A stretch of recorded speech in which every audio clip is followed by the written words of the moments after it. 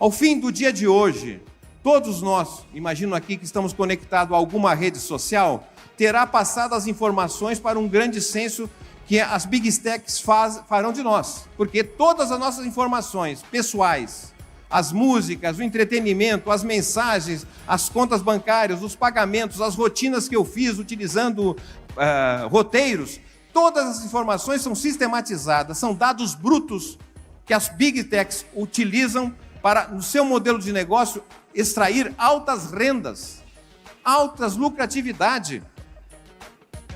Certo? E o Brasil precisa ter soberania, porque não é possível que uma grande empresa que fica fora do Brasil tenha mais dados que o IBGE. E que o presidente dessa grande empresa tenha mais informações que o presidente da República. E essas informações interferem no nosso modo de pensar. Tá certo? A concentração dessas Big Techs está abrindo uma fase que cada vez mais pode se assemelhar ao que foi a Idade Média. O obscurantismo da Idade Média entre o século V e o século XV. Quando, não sei se ler um livro, mas vale a pena ler o livro ou ver o filme, O Nome da Rosa, quando todas as informações estavam concentradas, tá certo, nos monastérios da Igreja Católica. Só eles tinham acesso à informação e o restante da população completamente analfabeta. Hoje nós temos um problema sério, não é? Que é o iletramento digital. Nós achamos muitas vezes, sobre tal assunto, põe lá no buscador, tá certo? Ele me dá a informação, mas a informação que ele me dá é de acordo com o meu perfil anterior de notícias ou de informações que eu pedir. Então, se eu e a Mônica fizermos a mesma pergunta, eu acho que não vai ser o caso, mas poderia ser o caso da resposta ser diferente para ela do que foi para mim, diante do perfil. O iletramento digital é dramático. O primeiro censo realizado no Brasil em 1872, tá certo? Ele revelou que apenas 15% dos brasileiros sabiam, não é, ler, desenhar o nome. As informações que o Banco Interamericano fez de uma pesquisa no Brasil mostram que apenas 24% dos brasileiros têm algum letramento digital. Porque letramento não é só saber colocar ali, digitar e ver a notícia. É muito mais do que isso. Certo? E nós estamos, na verdade, entrando numa espécie de um novo subdesenvolvimento, porque nós todos damos os nossos dados brutos e essas grandes empresas operam, dilapidam esses dados e nos entregam na forma de um modelo de negócio que é um preço de decisão da vida. Então, veja, a questão da digitalização, ela é, na verdade, um desafio muito grande, ao mesmo tempo que é uma oportunidade, não é? Mas a monopolização dessas informações, da forma com que o conhecimento é repassado, se assemelha e pode, na verdade, redundar no monopólio mundial dessas informações. Isso é gravíssimo do ponto de vista da democracia, isso é gravíssimo do ponto de vista da liberdade de escolha, ou seja, valores fundamentais estão sendo colocados, questionados, sobre os quais nós precisamos nos deter e refletir sobre isso. É uma oportunidade inédita que todas as gerações estão vivendo nesse momento. Poucas gerações no Brasil tiveram a oportunidade que nós estamos tendo. É a oportunidade de decidir o nosso futuro. Assim como na década de 30, na década de 1880, a disputa, a correlação de força marcou o que o Brasil viria a ser, é esse momento que nós estamos vivendo. O que eu tratei aqui são meras ideias. As ideias são como um leme de um barco. Só o leme não funciona. O barco precisa ter velas. E essas velas precisam ter movimento para transformar a realidade. E o PT, não é o partido que tem as velas e que tem que mover, através do vento, a grande transformação do Brasil. Muito obrigado. Muito obrigada, professor Márcio Postman, por essa brilhante exposição. E nos faz pensar bastante, né? Que, na verdade, o nosso partido está desafiado não só a 2026, que a gente costuma pensar as nossas tarefas sempre com esse horizonte, naturalmente, porque somos um partido que disputamos o poder para servir o povo, para melhorar a vida do povo.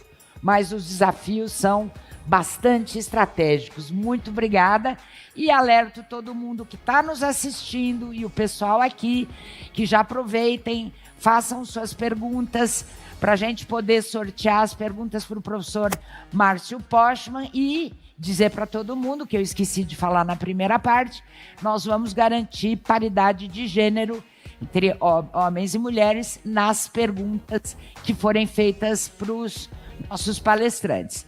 Em seguida, sem mais delongas, quero passar a palavra para minha querida prefeita reeleita de Juiz de Fora, professora Margarida Salomão. Uma grande honra tê-la aqui conosco. É com você, Margarida. Bom dia para todo mundo.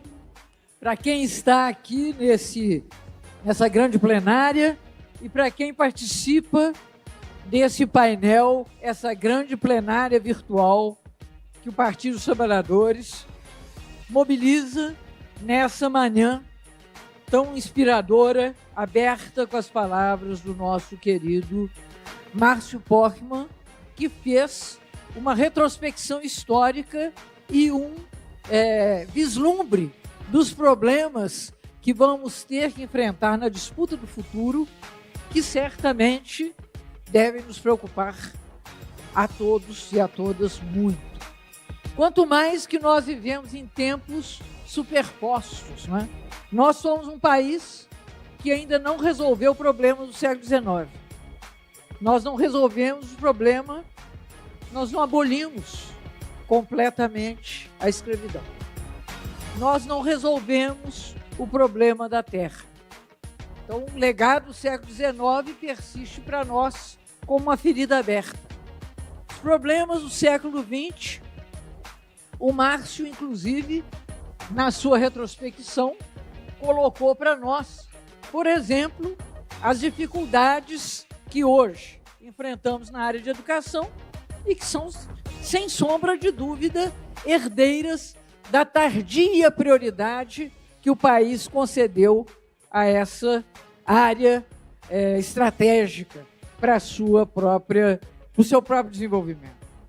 E agora temos os problemas do século XXI, enunciados dessa forma tão provocadora. Então é uma honra para mim, eu quero agradecer ao presidente Paulo Okamoto a gentileza de ter me convidado para participar aqui com o Márcio, com o André Singer, com a Tainá, nossa vereadora, com a Sinhara, que participa desse movimento tão importante das mulheres cristãs pela democracia, e a todas e todos vocês. Mas não podendo saudar a todas e todos, eu vou saudar a nossa presidenta, Gleisi Hoffmann, idealizadora desse encontro, e vou saudar essa ilustre plenária a quem eu me dirijo. Eu a saúdo na pessoa da minha colega prefeita Marília Campos de Contagem, reeleita brilhantemente no primeiro turno para o seu 4º mandato à frente do município de Contagem, nas asas de uma votação histórica. Então é sempre bom começar um encontro político com vitória, né? Porque derrotas nós já temos muito e temos que lidar com elas. Mas, enfim, eu quero iniciar essa minha fala com um reconhecimento e com uma celebração. Eu quero saudar a diminuição da pobreza e a redução da extrema pobreza de que nós tomamos conhecimento nessa semana. Quase 9 milhões de pessoas deixaram a pobreza e mais de 3 milhões de pessoas deixaram a extrema pobreza de 22 para 23, graças ao aquecimento do mercado de trabalho e ao aumento dos benefícios sociais como Bolsa Família. São avanços inestimáveis que ocorrem quando o PT governa. Os números são imensos, mas são pálidos frente à mudança que isso significa na vida das pessoas. Me permitam dizer, agora como prefeito, semana passada eu recebi, Sinhara, um coletivo de pastoras, lideranças comunitárias muito importantes, que tratam de uma rede informal de segurança e cuidados para as mulheres, fundamentalmente para as famílias. Redes que nós conhecemos bem, aqueles de nós que pisam no barro. E, de outro lado, quem não pisa no barro provavelmente as conhece através da inestimável literatura, textos clássicos da Albas Aluar. Então, estava conversando com elas me dizendo o grande trabalho que elas fazem e reclamando a parceria, mas chegaram me dizendo o seguinte: não, Margarida, nós estamos aqui porque nós te apoiamos, apesar de você ser do PT. Falei, olha. Aí, continuaram falando, uma delas virou e falou assim: mas Margarida, eu quero te falar, com todos esses problemas que tem aqui, agora está muito melhor.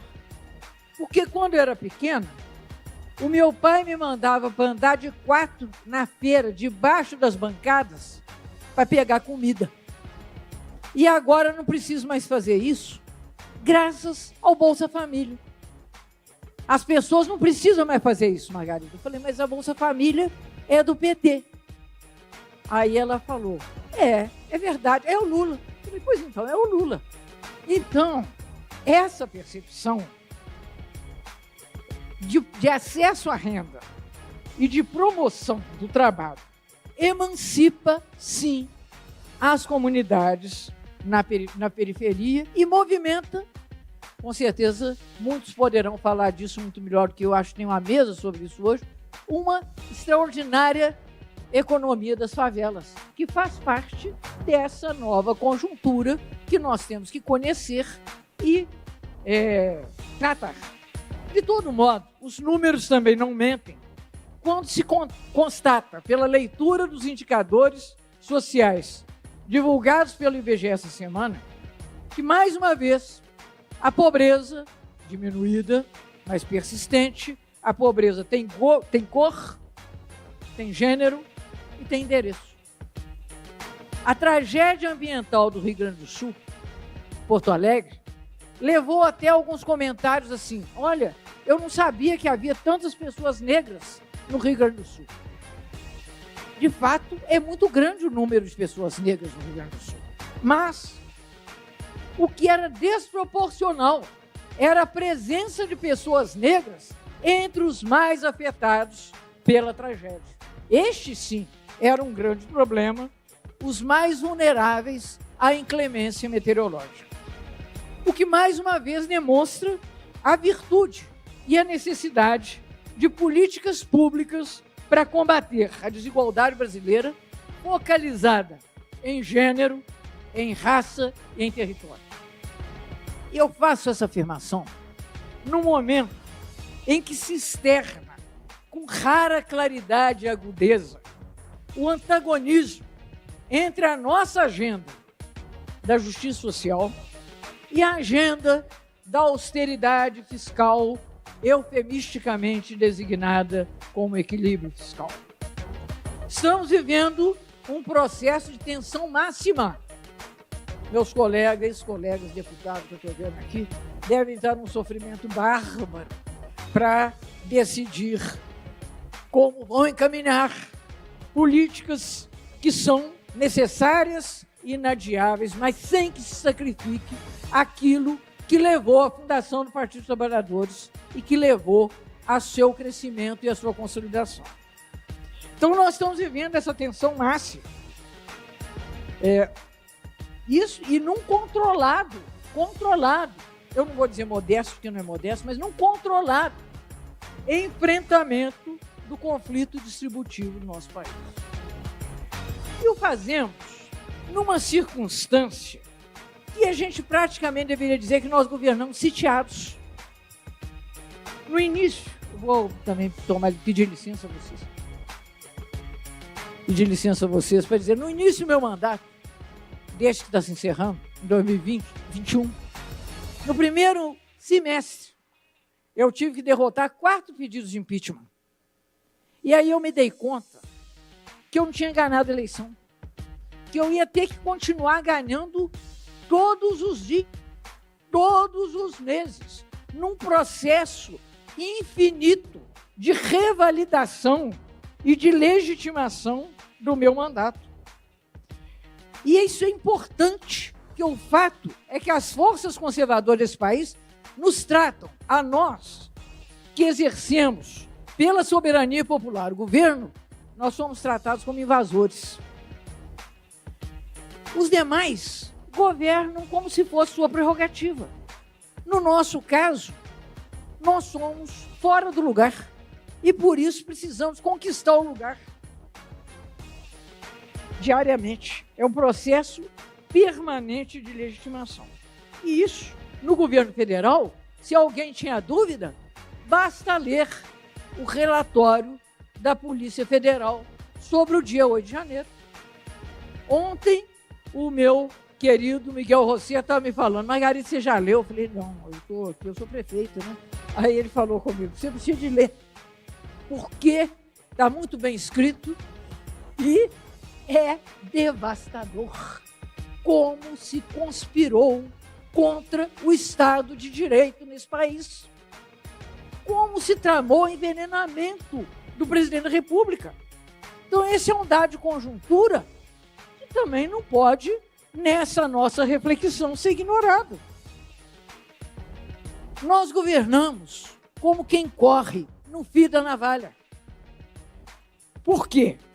Nós sempre lutaremos para que se ampliem os direitos sociais e se reduza a indecente desigualdade que caracteriza o nosso país. E, ao mesmo tempo, nós temos necessidades imperativas de construção da governabilidade. Porque quando a gente sai, os direitos sociais recuam. Recuaram com Temer, recuaram com Bolsonaro, o Brasil voltou para o mapa da fome. Então nós temos o dever ético de continuar a governar e ganhar a eleição de 2026. Então esse é o dilema em que nos colocamos, em que estamos postos. Nós não escolhemos isso. Essa é a circunstância de quem nada contra a maré. Recentemente nós tivemos as eleições municipais e eu tenho dito em várias oportunidades que eu não tenho delas uma visão catastrofista. O governo das cidades é um outro tema que tem que juntar-se àqueles tantos que o Márcio anunciou agora mesmo, porque é nas cidades que as pessoas envelhecem, é nas cidades que elas buscam por saúde, é nas cidades que você tem os episódios climáticos que levam à desocupação das casas. Entretanto, é nas cidades que hoje moram 87% da população brasileira. E segundo o IBGE, em 2030 será 91%. Então o povo vai viver onde? Nas cidades. Então as cidades têm que ser o lugar em que nós vamos propor e aplicar as nossas políticas públicas. Mas os municípios são os primos pobres da federação. Não é por questão de distribuição de recursos, também por causa disso. Em termos de armadura institucional, nós não temos ferramentas suficientes para fazer frente à demanda que está lá. E quem representa o governo da cidade é o prefeito e a prefeita. Todo mundo sabe que é um presidente da República. Com todo respeito aos governadores, ninguém sabe direito o que fazem os governadores. Então, a cobrança, que é uma cobrança árdua, uma cobrança feroz, é uma cobrança nas cidades, em cima das câmaras municipais, em cima das prefeituras. Ou nós vamos dar um jeito nisso também, ou nós vamos ficar sempre aquém na nossa capacidade de resposta. E eu quero dizer a vocês que nós já conseguimos algumas marcas muito importantes. A Bolsa Família é uma assinatura da nossa intervenção na história recente do Brasil. Como da mesma forma, a ampliação do acesso às universidades e a mudança na composição social do alunado universitário. Isso é outra marca que ninguém nos tirará. Eu acho que nós precisamos... Agora o pé de meia, também grande sacada. Há anos que muitos de nós que trabalhamos com educação dizemos, se não der bolsa para os meninos, não conseguiremos resultados com o tráfico. Agora eu vou dizer para vocês, do meu ponto de vista das cidades, nós precisamos de uma assinatura na área de mobilidade urbana. Nós precisamos trabalhar para a redução do preço da tarifa. Precisamos democratizar o acesso ao transporte. Precisamos de tarifa zero, gente. Mas isso não pode ser com o recurso do município, que o município não tem dinheiro para isso.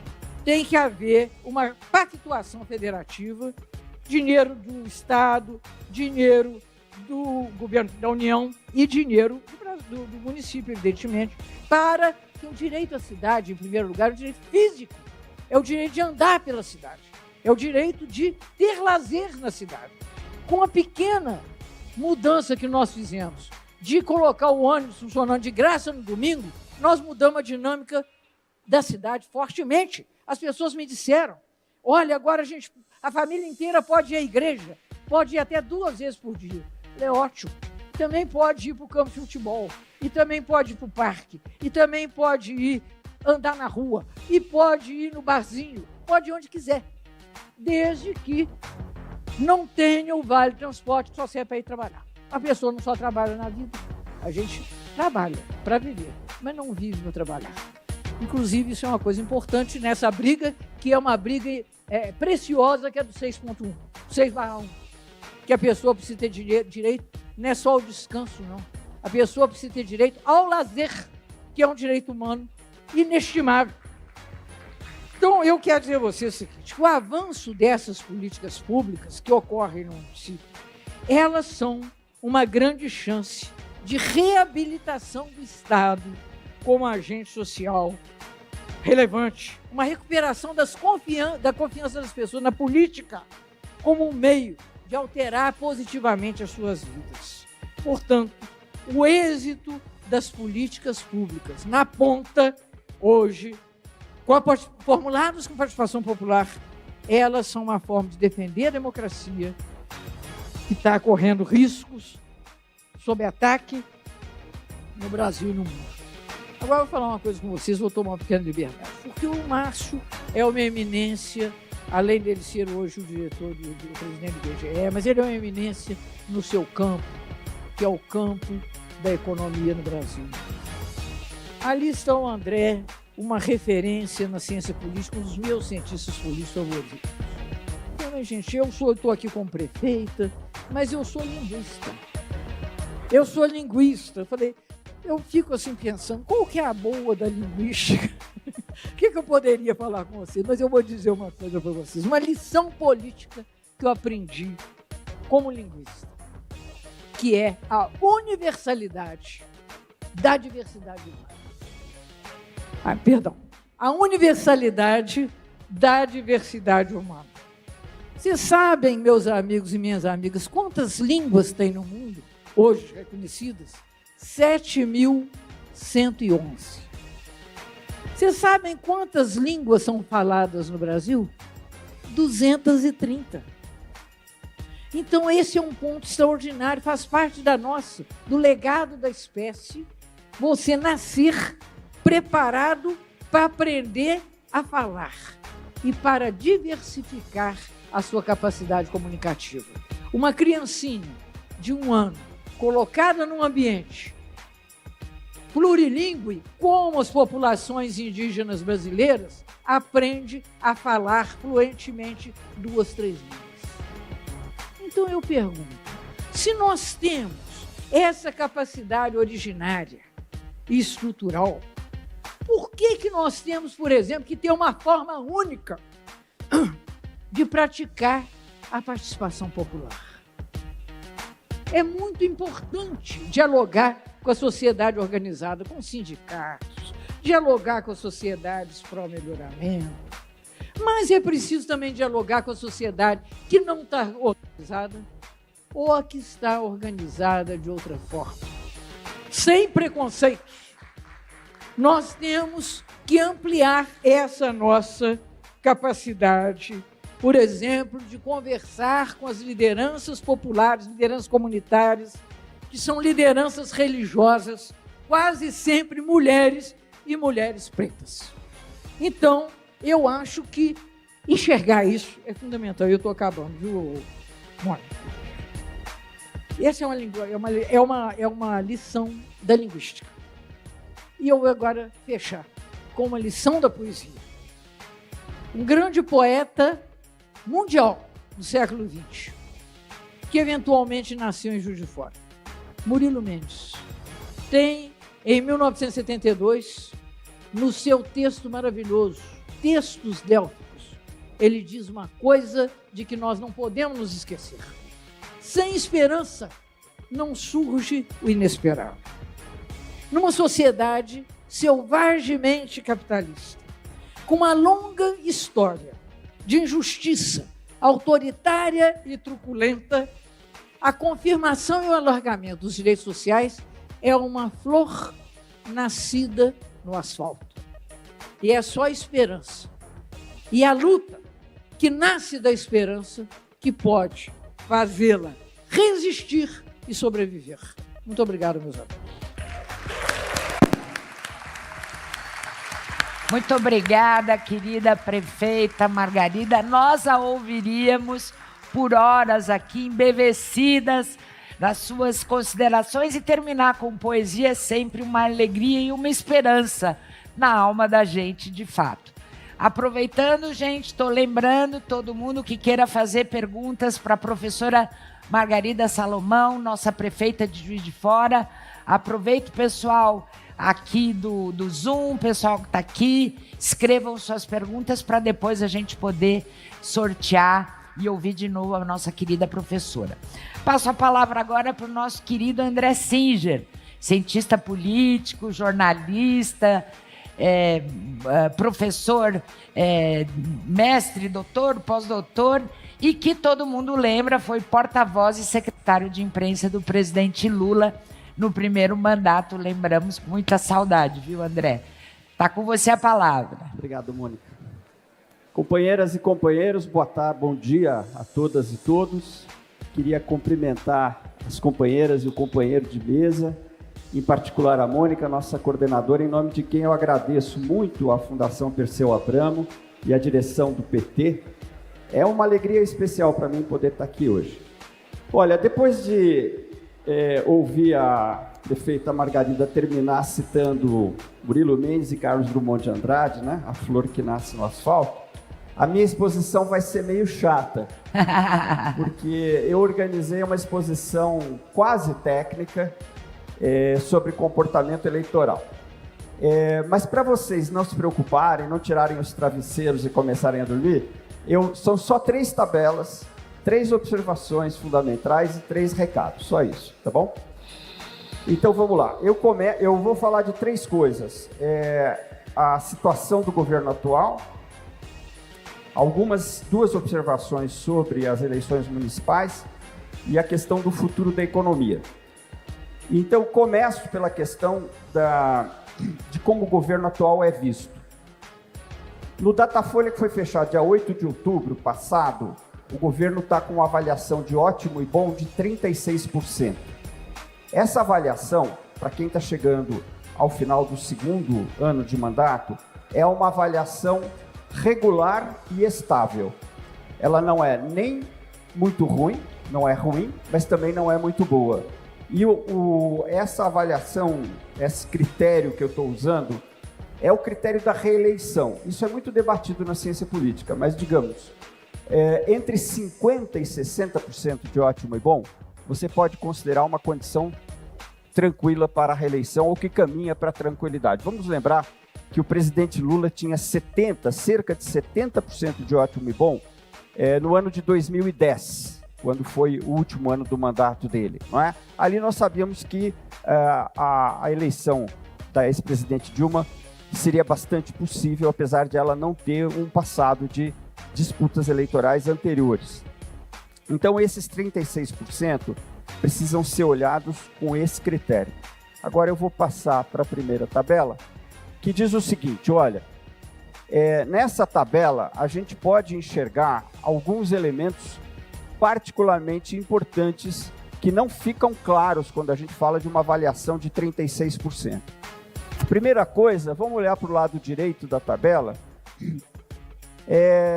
mostrar o seguinte: entre aqueles que têm renda familiar mensal de até 2 salários mínimos, a aprovação, o ótimo e bom, é de 46%.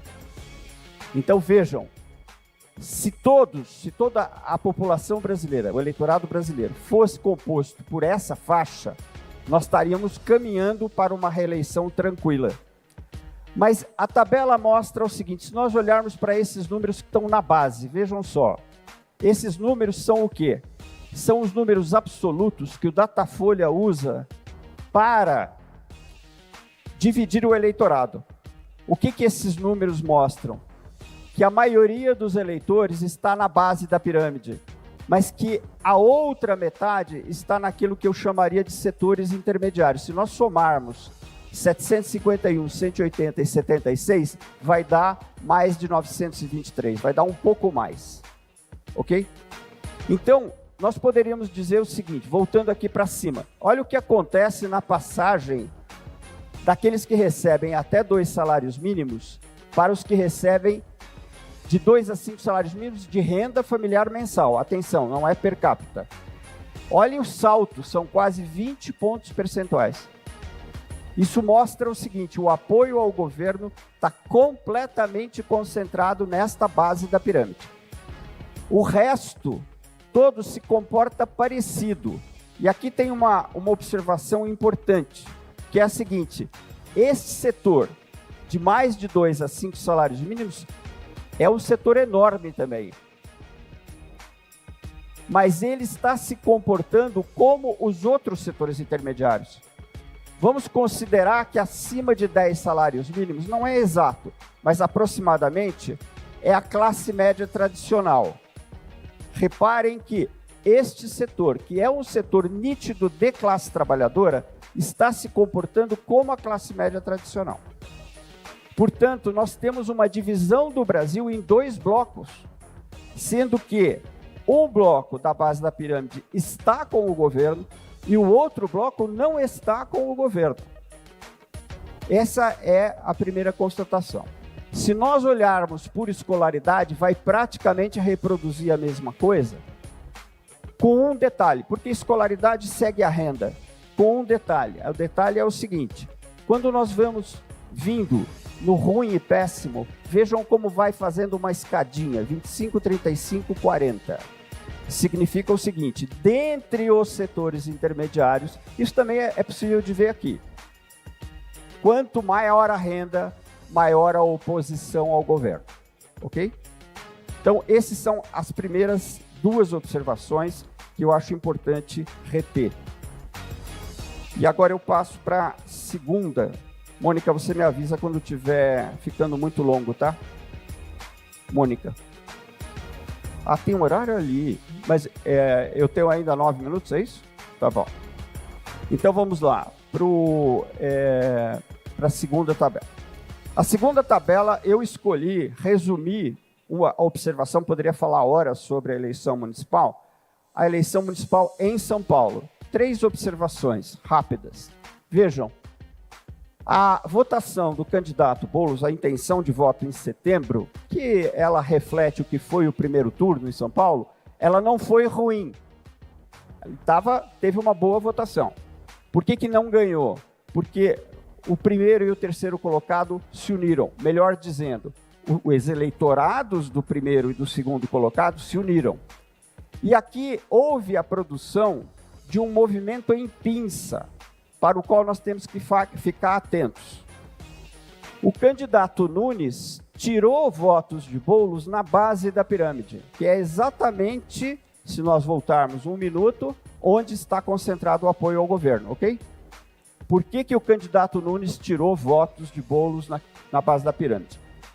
Não é a única explicação, mas é a explicação que me parece principal. Por pragmatismo, o prefeito investiu muito em obras na periferia nos últimos meses. A população da periferia queria que essas obras fossem completadas.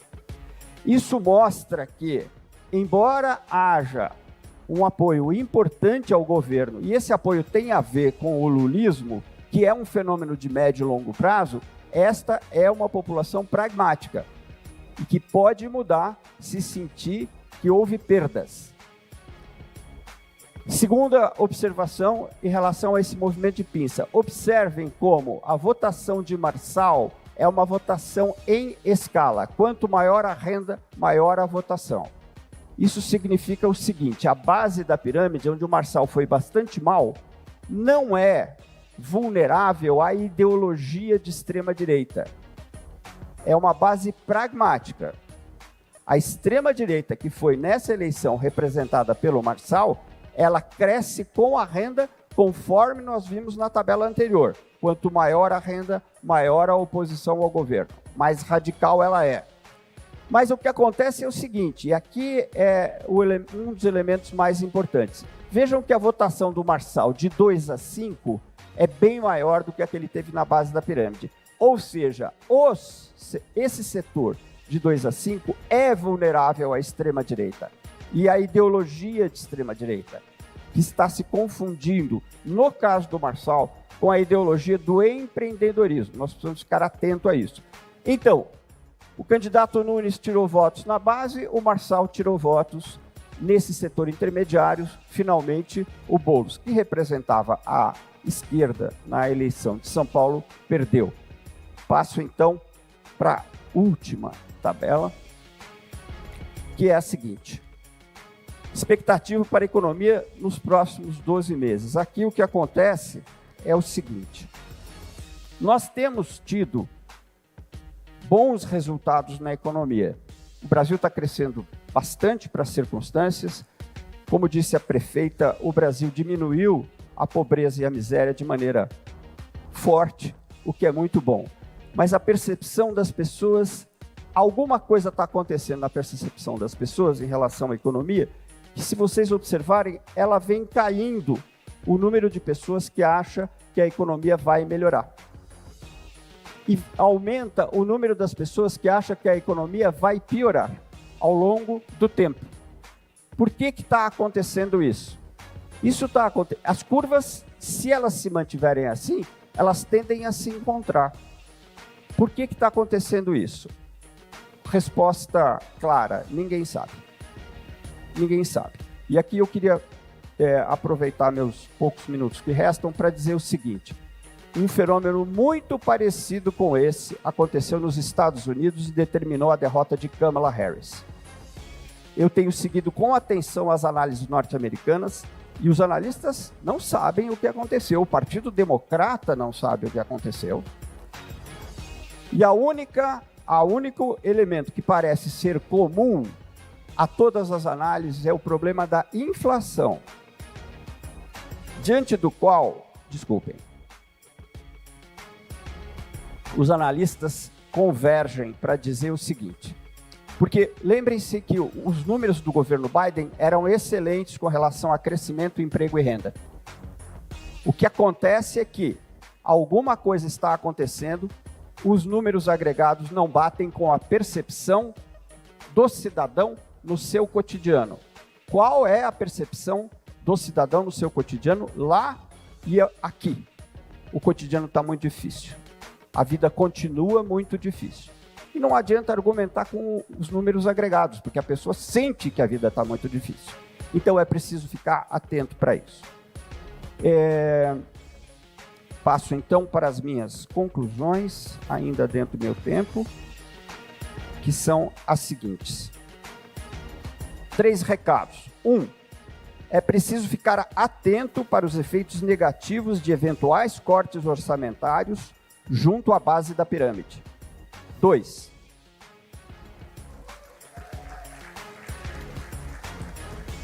É importante considerar que o setor de 2 a 5 salários mínimos de renda familiar mensal está em disputa. Ele não está perdido. Por isso, há um espaço para a extrema-direita, mas há um espaço importante para medidas como a isenção do imposto de renda para quem ganha até R$5.000, a luta pela mudança na jornada de trabalho e, em terceiro lugar, a reindustrialização do Brasil, que pode gerar tanto bons empregos na indústria e nos serviços, e também, isso é muito importante, eu acho, a possibilidade para quem é atualmente empreendedor, que atende a essa faixa aqui de 2 a 5 salários mínimos, que nós nos referimos, a reindustrialização possibilita a essas pessoas prosperar mais e num ambiente de justiça social. Essas são e a terceira, por fim, é a que diz respeito ao futuro da economia, é lembrar que a percepção cotidiana do cidadão em relação à economia está sendo diferente daquela que se depende dos números agregados. Muito obrigado. Muito obrigada, querido André. Brilhante, como sempre. Ao ler as pesquisas, não basta a gente ver os números, precisa ter essa análise profunda que o André sempre faz para a gente, contribuindo de maneira especialista para a disputa política e ideológica que a gente faz no país. Obrigada, viu, André?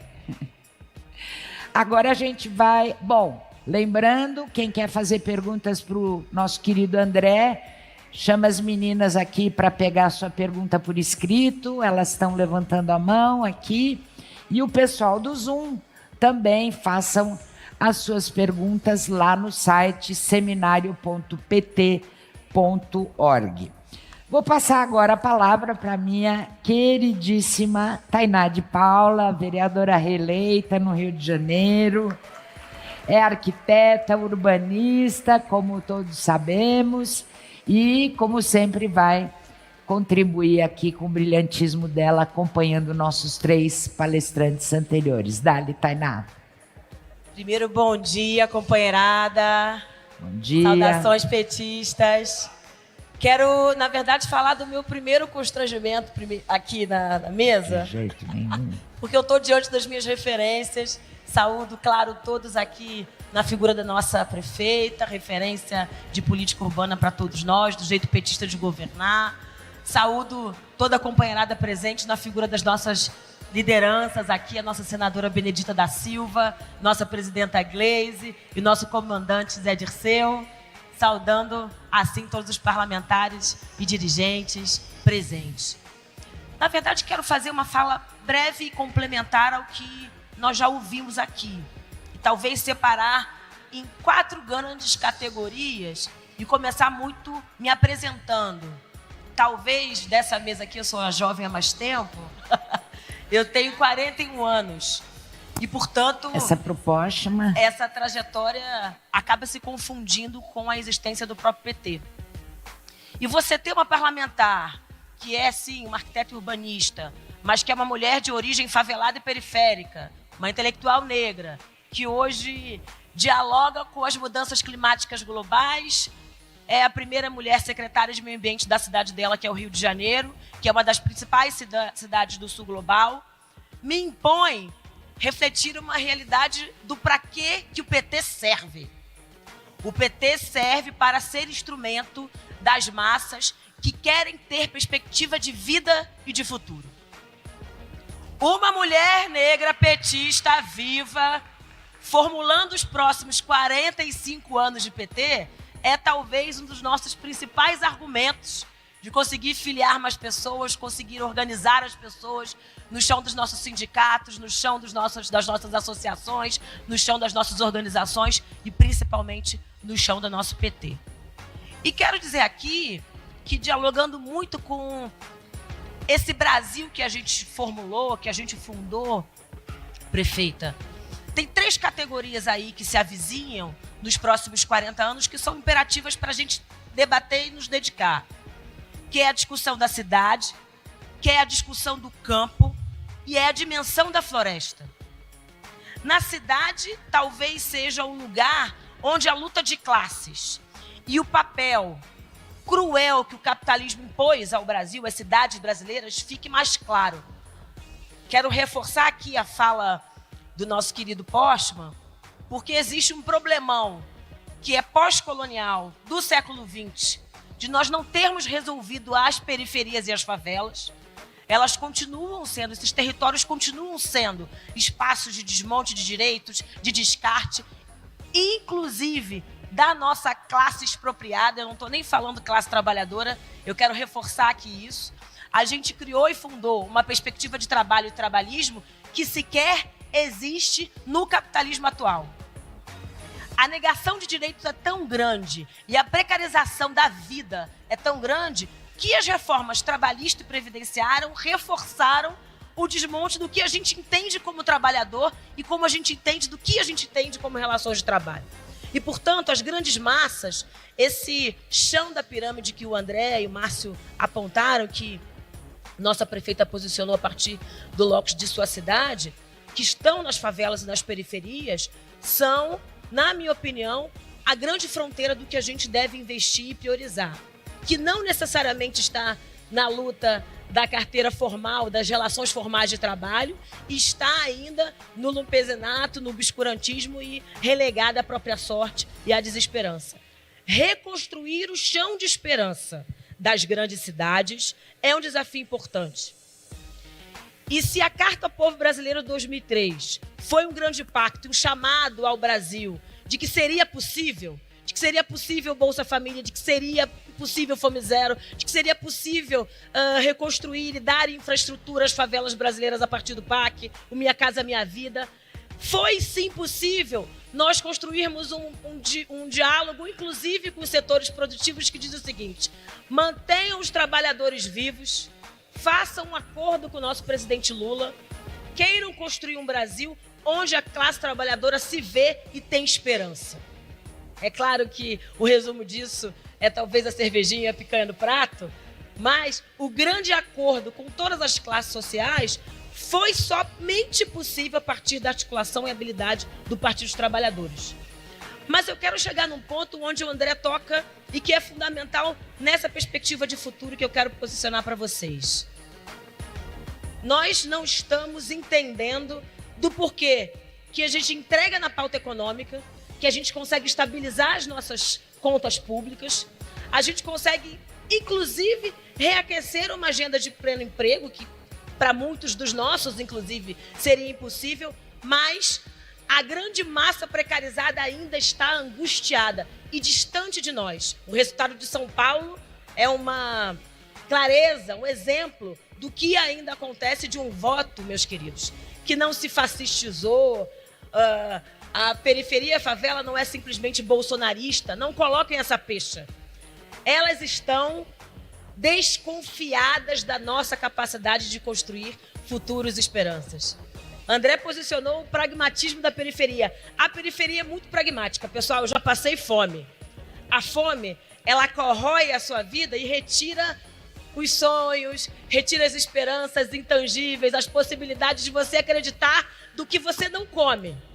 Portanto, garantir que teremos sim recursos para o PAC sair, garantir sim que o desenrola vai ser possível nas nossas próximas retiradas e que eu posso desistir do tráfico e da milícia para acreditar no modelo de desenvolvimento que o PT me apresenta, é muito importante. Nós precisamos ser viáveis às pessoas que a gente convence no voto e às pessoas que a gente carrega com tanta propriedade nos nossos discursos e nas nossas falas.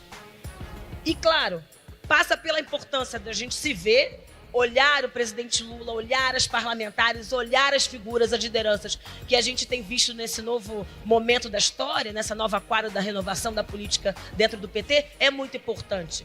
A presença da Tainá no parlamento é extremamente pedagógico, mas o discurso da Tainá e o discurso do partido dela precisam estar aliançados numa perspectiva de que, daqui a 40 anos eu estarei vivo, bem alimentado, fora da criminalidade e que, inclusive, eu serei uma figura com todos os direitos, assim como a classe média é.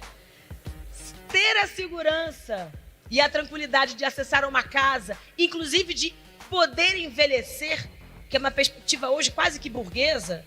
As pessoas sabem que está cada vez mais difícil se aposentar, as pessoas sabem que está cada vez mais difícil acessar serviços públicos. O SUS vive uma grande contradição. Ele será sustentável no longo prazo? As pessoas têm medo de passarem mal, de ficarem doentes. Quem irá cuidar de mim na velhice? A fake news sobre o BPC é justamente pelo desafio que as pessoas têm de não compreenderem e, na verdade, terem medo da capacidade do PT de cuidar delas daqui a 40, 50, 60 anos. Como eu estarei no meu envelhecer? Como eu estarei na minha melhor idade? Para além disso, a perspectiva de como a gente dialoga com os grandes setores produtivos do Brasil, e eu parto para o campo. que, na minha opinião, dialoga profundamente com a crise climática que a gente enfrenta e com os desafios do desenvolvimento que a gente tem pela frente. E enfrentar a discussão da terra, que os companheiros do MST tocaram tantos anos e ainda tocam, sem nós não nos apropriarmos da discussão central, que é, olha, temos que mirar nas terras públicas para garantir a diminuição de fato do preço da comida. A cesta básica, no curto, médio e longo prazo, precisa garantir para a população que ela será viável, de que ela será possível. E eu quero dizer aqui dos alimentos vivos. 70% da nossa juventude hoje não consome comida viva, comida de verdade. E eu não quero falar mal do agronegócio, não brigue comigo, professor Postman. É ruim do ponto de vista econômico a gente falar do agronegócio porque ele tem sim uma representação importante do nosso PIB. Mas o agro não é pop e o agro está determinado a matar a grande massa trabalhadora da cidade porque ele não vende para a gente. Ele mira as exportações, nos dá os piores alimentos e a gente passa fome na fila do osso sem conseguir sequer acessar o tomate, acessar uma hora para o Nobis, acessar um franguinho cozido na hora de descansar. E nesse sentido, como os nossos bancos vão mirar a transição ecológica desse campo? O nosso campo ainda é extremamente colonial, colonizador. A agroindústria brasileira, ela precisa, inclusive, consumir menos água. A crise hídrica e a crise energética que vem por aí precisa ser defendida pelas nossas lideranças do PT. A gente precisa falar sobre isso. A próxima grande crise que se avizinha é da soberania alimentar, que dialoga com a carestia dos preços dos alimentos e principalmente a crise energética. Quem mora nos grandes centros urbanos sabe o que é pagar uma conta de luz. E isso dialoga com a crise climática dos eventos extremos e principalmente da dificuldade que a gente tem de acessar rios e lagoas que sejam possíveis da gente garantir energia limpa e, claro, garantir a tranquilidade dos povos e comunidades tradicionais nas beiras desses rios e lagoas. Quero falar de uma terceira chave aqui, apontando para o final dessa conversa, mas também para os desafios que começam, na minha opinião, ano que vem. O 2025 será determinante para o PT falar ao mundo ao que veio. Nós teremos a COP30. No seio amazônico, veja eu, uma sudestina falando disso, nós teremos que dizer que os povos originários têm uma agenda dentro desse país e que são prioridade a partir da nossa lógica de alimentar, de consumir, de viver, de proteger as suas terras e proteger as suas naturezas. E quero deixar aqui muito claro nesse final de diálogo que essa trinca campo, cidade e floresta precisam, inclusive, dar uma dimensão econômica para os nossos parceiros. Márcio, eu tenho muito acordo que a gente precisa migrar esse diálogo norte-sul para um diálogo sul-sul, onde o Brasil consiga ser protagonista econômico numa relação com os outros países do sul global. Mas eu quero entrar nessa negociação, por exemplo, numa negociação sobre a Rota da Seda, em outro pé de igualdade com a nossa lógica de desenvolvimento interno. Ou a China vai comprar apenas meia dúzia de toneladas de algodão e eu vou continuar consumindo material industrializado que polui as nossas lagoas, polui os nossos recursos naturais e a gente sem capacidade de produzir os nossos próprios empregos. É preciso criar empregos. Eu termino aqui. O Partido dos Trabalhadores precisa ter um discurso que crie uma dimensão do trabalho. Falar de trabalho hoje, falar do mundo do trabalho e dizer o seguinte: o problema não sou eu, o trabalhador que quer trabalhar na 6x1. O problema são vocês que querem trabalhar na 1x6 e acumular a grande maioria desse capital que está circulando no Brasil já, dessa grande riqueza que a gente produz e que não vai para o bolso do trabalhador. Nós estamos, sim, num patamar de desenvolvimento de sermos protagonistas de uma outra lógica da geopolítica internacional. O que a gente dizia que nós éramos, há 40 anos atrás, um país subdesenvolvido, que ainda teríamos grandes desafios a construir as nossas próprias riquezas, não se sustenta mais. À luz da nossa balança comercial, à luz do que a gente consegue exportar e importar, e à luz dos super ricos. E aí eu termino aqui reivindicando uma fala para a gente melhorar a comunicação do nosso ministro Haddad. Porque ninguém está chamando o nosso ministro Haddad de revolucionário. E essa história de taxar os sujeitos que ganham mais de 50 mil reais, da gente fazer uma primeira reparação econômica, um primeiro passo, de catar o dinheiro dos mais ricos desse país, reparar o que a gente não fez no pós-colônia e construir uma trilha até esse 2030, 2050 e 2060, que é de pleno emprego, de desenvolvimento para toda a pirâmide, inclusive a base, porque isso se reverte para o bolso do trabalhador, isso se reverte em infraestrutura para os mais pobres e, principalmente, é uma reparação econômica justa que, inclusive, demorou a ser realizada. E, na minha opinião, somente o PT, o Partido dos Trabalhadores e das Trabalhadoras, teria a coragem pública de construir esse debate. Então, por favor, que a gente faça jornadas pelo país inteiro, dizendo que a briga é nós e eles sim, e que essa companheirada das grandes elites da Faria Lima precisam sim sentar na mesa de negociação sindical, sentar na mesa de negociação do presidente Lula e participar com coerência da reconstrução do Brasil. Saudações petistas. Muito bem, Tainá, parabéns. Você falou, foi tão profundo em apenas 15 minutos que eu acho que vai chover pergunta como de resto. Já está chovendo pergunta aqui, estava olhando, vai ser no sorteio, viu, gente? Agora eu passo a palavra para a nossa querida Sinhara Garcia, ela é graduada em odonto pela Universidade de Fortaleza, especialista em estratégia de saúde da família, eu que sou da saúde, te cumprimento, que essa foi uma luta do século passado, eu reconheço, mas eu sou do século passado, uma luta muito forte da construção do SUS, que é de construir a estratégia de saúde da família.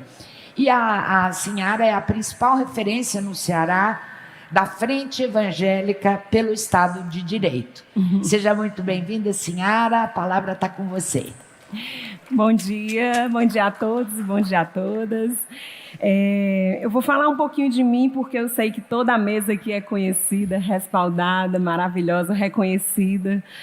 E aí vocês não me conhecem, não conhecem quem eu sou, nem a minha história, nem como é que eu cheguei aqui. Então, vou contextualizar um pouquinho, tá? Sou a Sinhara, parece senhora, Sinhara. As pessoas têm dificuldade de entender, acham que é Sinara, né, Margarida? Então, gente, eu sou mãe do João Marcos, sou evangélica há 25 anos, já estou nos meus 45 anos. E a minha história, né, ela é marcada assim, pela história de fé mesmo, de cuidado, de lutar por justiça social. Eu já estive em Guiné-Bissau, servindo os nossos irmãos africanos, cuidando deles. Foi uma experiência incrível. Já estive com os Atletas de Cristo, na época da Copa, lá em 2010, também fazendo trabalho de educação e saúde nas escolas, evangelizando na porta dos estágios, e isso foi maravilhoso.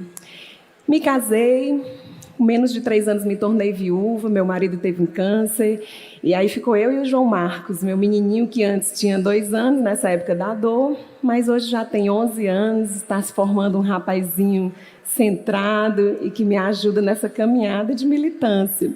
A última vez que eu estive aqui, a única vez que eu estive aqui em Brasília, foi na posse do nosso presidente Lula, naquela festa linda da democracia, agora em 2022, que foi um alívio enorme. Então, assim, estou muito feliz em estar aqui hoje com vocês e queria, assim, continuar aqui falando para vocês um pouco, né? Sou escritora também, tenho um livro sobre superação. E eu queria trazer para vocês que eu fui convidada aqui como uma voz dos evangélicos, que hoje já são em torno de 30% da população brasileira. Então, é muita gente. A igreja vem crescendo. E o primeiro ponto que eu queria comentar é sobre a religiosidade no meio popular. Eu faço parte da Frente Evangélica, temos ali outro representante. Sou também idealizadora do Movimento Cristãos pela Democracia, que depois eu comento com vocês.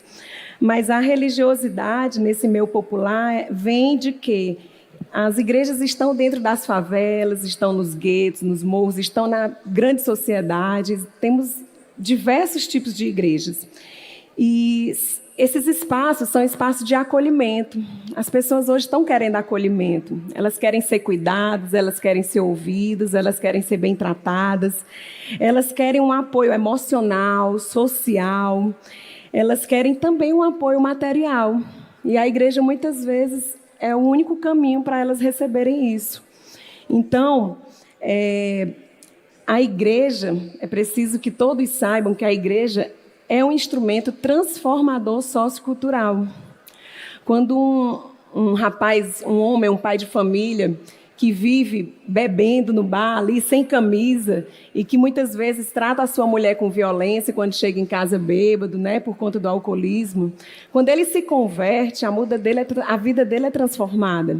Ele passa a se vestir melhor, a ler a Bíblia, porque a igreja evangélica, ela ensina as pessoas a lerem, estimula a conhecer mais da palavra de Deus. E isso acaba gerando cultura para as pessoas. Ensina aqueles jovens a utilizarem instrumentos, como o nosso pastor Kleber Lucas, que foi acolhido em uma igreja evangélica, passou a cantar, a tocar, e hoje é um músico maravilhoso. Aquele que gravou Deus Cuida de Mim, com Caetano Veloso, não sei se vocês conhecem. Maravilhoso. Que também defende e luta pelo respeito com as demais religiões, né? Então, recentemente, a Frente Evangélica, pelo Estado de Direito, que é representada em torno de 18 estados brasileiros, fez uma pesquisa em 4 capitais, aqui nesse ano já, uma pesquisa interessante que está para sair, para ser publicada, para compreender um pouco sobre a vida do evangélico, sobre as suas vivências de fé. E foi interessante, uma coisa que me chamou a atenção, que as pessoas evangélicas, elas não querem o Estado teocrático, elas querem a liberdade religiosa, né? Outro ponto que eu queria trazer para vocês é que sobre a ofensiva contra a pluralidade laica e os conflitos de intolerância. Nos últimos anos, a gente sabe que tudo isso tem sido ameaçado. Mas nem todos os evangélicos apoiam isso. Nós vivemos no Estado laico e precisamos continuar lutando por ele. Lutar contra o fascismo é lutar pelo Estado democrático de direito, né? E, como diz o pastor Ed René Quinvix, ele diz assim, ele diz, a cidadania é uma condição, a religião é uma opção, então a gente precisa respeitar, sim, as demais expressões de fé. Nós precisamos entender que nem Jesus ele trabalha com essa teologia do domínio, que acontece em muitas igrejas hoje em dia, que é aquela teologia da imposição, que acha que tem que ser daquele jeito, que as pessoas... que precisa dominar, como muitas falas do Bolsonaro dizia, que o Brasil, né, era cristão. Não, pode ter a maior parte cristã. Mas é preciso respeitar as demais religiões, né? Como eu disse, até o próprio Jesus, ele diz assim, se alguém quiser vir a mim, tome a sua cruz e siga. É se, ou seja, Jesus convida a gente, ele não impõe. Mas, infelizmente, muitos representantes evangélicos têm imposto, né? Como aquela bancada do Congresso, a bancada que se diz da Bíblia, mas é mais que da bala, e ela realmente não representa muitos evangélicos. E existe outro ponto, assim, a radiografia dos segmentos evangélicos. Existem vários tipos de igrejas. Existem as igrejas históricas, que são aquelas batistas, metodistas, os presbiterianos, que são igrejas mais formais. Existem as pentecostais, que são essas que estão dentro da comunidade, que trabalha mais essa ação do Espírito Santo e tem trabalhado essa teologia da prosperidade, que nós criticamos muito, porque realmente não precisa daquilo. Mas o evangélico também trabalha muito a questão da prosperidade de vida em todos os aspectos, prosperidade em amizade, prosperidade em amor, em cuidado, e tudo isso é importante. Temos aí as igrejas neopentecostais, que são essas igrejas, né, Universal também, Igreja da Graça, até as ditas de parede preta, como a do André Valadão, que injeta aquela teologia coach, que também está muito comum em nosso meio. Temos as igrejas inclusivas. Toda igreja tinha que ser inclusiva, né? É um absurdo. Mas essas igrejas inclusivas são as pessoas que foram rejeitadas dentro das igrejas tradicionais, que são LGBTQIA+, e não conseguiram o acolhimento lá e fizeram suas próprias igrejas. E elas trabalham também com justiça social. Então, gente, esses evangélicos, né, Silas Malafaia, Marcos Feliciano, eles não representam todos os evangélicos. É muito importante que vocês saibam disso. É muito importante saber que tem mais destaque esses pastores na mídia do que no nosso meio. A gente vê mais eles sendo falados na mídia, porque não são nossos representantes. Outra coisa é que é muito difícil enfrentar o preconceito.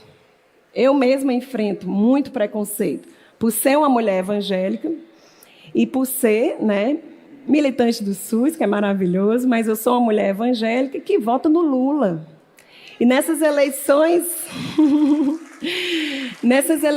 de 2022, foi um período muito difícil, víamos de uma pandemia horrorosa, que mexeu muito com as nossas emoções, com as nossas vidas. Eu ia para o posto de saúde trabalhar, morrendo de medo do meu filho ficar órfão de pai e de mãe. E, graças a Deus, não aconteceu isso. E aí eu ouvi que a Covid era uma gripezinha. Foi revoltante. Então, na época das eleições, eu pude trabalhar contra Bolsonaro. Aonde eu estivesse, na igreja, nas ruas, no meu trabalho, no posto de saúde, nós precisávamos, sim, salvar a nossa democracia. E aí, sofri muito assédio, porque quando eu postava minhas opiniões, os evangélicos não aceitavam, muitos não aceitavam isso, não aceitavam a minha voz. Mas eu insisti, fui acolhida pelo meu pastor, pelos meus irmãos, e entendi que muitos precisavam ser acolhidos também. E abri minha casa. Chegaram mais de 50 pessoas nesse dia para serem acolhidas, para conversar sobre essas eleições, o que a gente podia fazer, porque nem todo cristão era bolsonarista. E aí foi maravilhoso, tínhamos líderes, tínhamos membros de igrejas. E depois disso, outras pessoas quiseram também vivenciar isso. E elas queriam saber por que ela é crente e vota no Lula. Porque Jesus é a minha maior referência. E Jesus cuidava dos mais vulneráveis, cuidava das pessoas carentes. Como é que eu fui para a África, cuidei das pessoas carentes, estou lá no meu território também carente. E aí vou votar num homem que diz que o povo não estava com fome? Não fazia sentido isso. A gente vendo o povo na fila do osso, como ela lembrou aqui, era um absurdo. Então, depois dessa reunião na minha casa, fizemos um ato público na Praia de Iracema, onde deu mais de 300 pessoas, cristãos com Lula. E foi super importante a sociedade de Fortaleza saber que nós estávamos juntos ali com padres, pastores, pessoal da religião africana, né, de matriz africana, todos juntos em prol da democracia. E o nosso presidente ganhou, nosso presidente amado, graças a Deus. E aí, gente, o que fazer? Meu tempo está acabando, né? O último tema, atuação necessária junto aos evangélicos. A gente precisa, voltando aqui para a história do preconceito. Eu sofro preconceito não é só dos meus irmãos em Cristo que não entendem, não. Eu sofro aqui também, no meio da companheirada, que quando escuta que eu sou cristã e que tem um evangélico, já olha torto. Quando eu estou nas ruas, que eu me coloco como cristã pela democracia e que eu vou defender o direito reprodutivo da mulher, as pessoas de esquerda olham e botam uma negativa como se eu não tivesse espaço ali. E há espaço, sim. Nós podemos dialogar e trabalhar juntos, sim, né? Eu sei que é difícil nos aceitarmos, né? Sei que essa história Os evangélicos foram subestimados por muito tempo, e tem lá suas razões, temos, né? O pessoal de esquerda tem essa razão. Mas eu sou de esquerda progressista também, eu sou evangélica progressista, eles existem, né? E tem muitos evangélicos progressistas. Antes de vir para cá, o movimento nasceu diante de tudo isso aí, os Cristãos pela Democracia. E quando eu fui, então, agora nessas eleições do Evandro Leitão, contra o deputado André Fernandes, bolsonarista, mas que escondeu Bolsonaro durante a campanha, e que andou em todas as igrejas evangélicas antes mesmo de começar a sua campanha, conversando com os pastores, querendo ganhar os nossos jovens. Então, assim, nós vimos que, como um movimento, que a gente precisava também estar nas ruas, estar na porta das igrejas. Fizemos um panfleto explicando por que éramos cristãos e votávamos 13 no Evandro.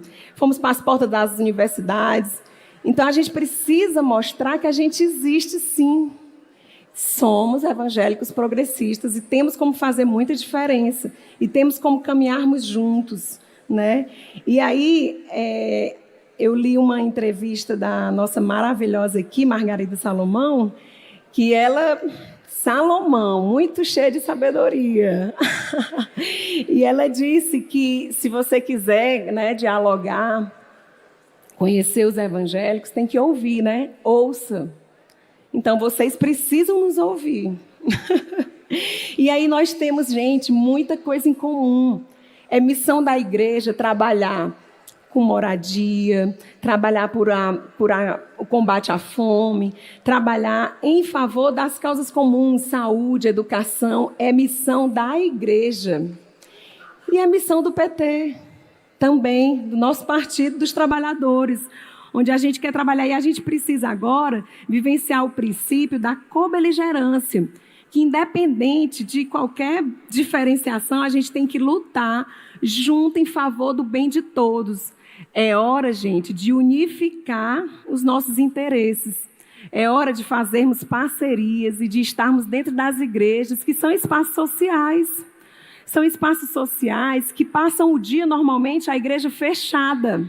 A igreja fechada, para de noite haver o culto, mas ela, durante o dia, pode, de repente, criar uma política pública, como tem lá na escola. Eu sou dentista e trabalho programa de saúde na escola. Por que não trabalhar o programa de saúde na igreja? Levar palestras, levar formação, levar tantas coisas dentro da igreja. Essa parceria seria maravilhosa. As nossas igrejas é marcada por trabalhos de recuperação de pessoas com dependência química. De repente, uma política pública que trabalhasse diretamente com esses ambientes, nessas casas terapêuticas, seria também maravilhoso. Seria lindo de se ver essa parceria, porque nós temos os mesmos objetivos. Os determinantes sociais são a nossa missão como igreja. E eu sei que o meu tempo aqui já acabou, mas eu queria encerrar agradecendo a todos vocês por estarem me ouvindo, mas agradecer também que, antes de vir para cá, eu pude reunir também na minha casa diversas lideranças, até inclinada para a direita também, diversos membros de igrejas, pessoas que trabalham com ação social, né, com esses projetos. E nós juntos construímos um relatório maravilhoso, que ontem eu e Thaís, minha amiga que veio aqui comigo, fizemos visita a vários parlamentares, em vários gabinetes, para deixar uma cópia desse relatório construído por muitas mãos, por muitas vozes. É o relatório Vozes. E aqui a gente traz diversas opções de como trabalhar essa parceria, né? Nós trouxemos assim, esse desafio para que essa realidade, né, ela seja transformada e que a gente possa realmente trabalhar em parceria. Então, se os parlamentares olharem esse relatório com carinho e colocar a mão na massa, a gente tem como conquistar muito o campo evangélico. Amém? Muito obrigada. Eu já ia dizer amém, achando que estava na igreja. Amém? Então, gente, contem conosco. Nós estamos juntos. Independente das diferenças em alguns aspectos, nós estamos juntos pela mesma causa, que é o bem do brasileiro. E o nosso presidente Lula tanto ama o nosso Brasil e nós amamos também. Tá bom? Obrigada. Muito obrigada, Sinhara, por essa palestra tão emocionante. Sinta-se muito bem-vinda e acolhida aqui no PT. O PT Obrigada. é um partido do povo brasileiro e, portanto, do povo de todas as cores, credos, raças, orientações. Isso. Sinta-se muito, muito, muito acolhida aqui Sim. entre nós. E muito obrigada por você ter aceitado participar dessa mesa de debate Obrigada. aqui. Viu? Eu que agradeço. Gente, agora nós vamos para a fase das perguntas sorteadas. Como eu falei, serão 5 perguntas sorteadas dentre os nossos espectadores da internet e 5 perguntas sorteadas entre os nossos companheiros e companheiras que estão aqui presentes nesse auditório. A gente vai começar pelas perguntas sorteadas pela internet. Vai aparecer aí no telão. Olha, a Ofélia Bravin, de Bauru, pergunta para a Margarida. Margarida, para o PT ser mais atuante nas cidades, é preciso se voltar à esquerda. Uma federação com partidos de direita nas cidades fez o PT diminuir onde era para ser protagonista. Como a prefeita enxerga essa situação? 3 minutos, tá, Margarida? 3 para responder. Isso.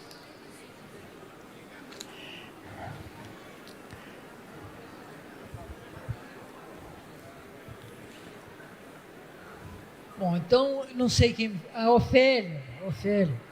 Ofélia, minha amiga, a nossa federação me parece que não inclui partidos de direita, né? A nossa federação, é com o PCdoB e com o PV. Então, eu não acho que, nesse caso, talvez você queira dizer coligação. Coligações eu acho que é preciso fazer, sim. Precisa fazer coligação, sem abrir mão, evidentemente, da nossa agenda, mas de tal modo que nós consigamos também disputar a maioria do eleitorado. Há uma diferença imensa entre fazer eleição para... Tá bom, mas... Fazer eleição para o mandato proporcional e outra para o mandato majoritário. O mandato proporcional, você naturalmente foca temas que são diferenciadores do ponto de vista do debate na sociedade. Agora, para quem disputa a maioria, o André mostrou agora mesmo. Nós não podemos escolher eleitor, não, gente, porque nós temos responsabilidade de ganhar. No caso de um partido como o nosso, eu acho que é uma tarefa histórica construir condições para que nós possamos cumprir o programa de profunda transformação social, que vários aqui, mas a Tainá falou, criar um solo de esperanças e de referências transformadoras. Então, nesses termos, eu acho que a nossa fidelidade programática não deve, de nenhuma forma, reduzir a nossa capacidade prática de fazer política, romper a bolha e formar maiorias para que nós possamos governar. Então é isso. Nem precisei dos 6 minutos. Aqui estou. Vamos lá para a segunda pergunta da internet.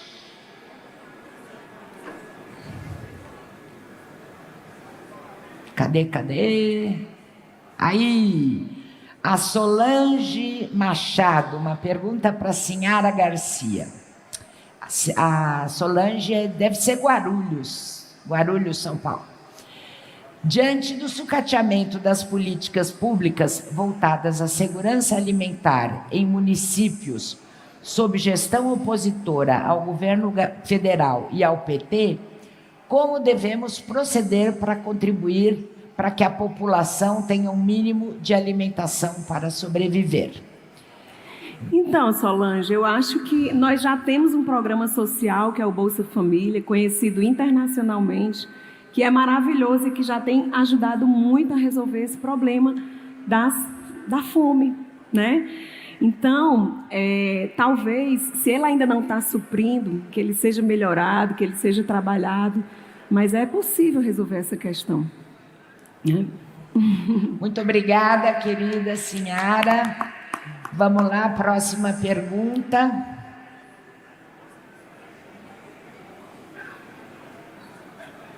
Ué? Não. Pergunta da Thelma Saraiva, lá de Belém do Pará, para o André Singer. André, não haveria de se considerar, nestas avaliações, também o papel das fake news, que vem formando a opinião das pessoas e contribuem muito na percepção das realidades sociais, e dessa forma contribuem nesse aumento de avaliação ruim do governo, para além dos dados reais? Vamos lá, André, essa é difícil. Essa pergunta é muito difícil. Olha, é Thelma, né? Thelma de Belém. Thelma, é o seguinte, sem dúvida, o fenômeno das fake news é um fenômeno poderoso hoje em dia.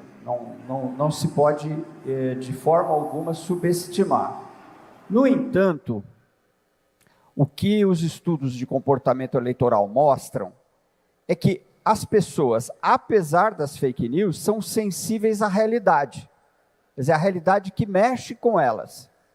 Então, é difícil você falsificar, por exemplo, o que está no bolso da pessoa. A pessoa sabe se ela vai poder sair do supermercado comprando o que ela precisa ou não.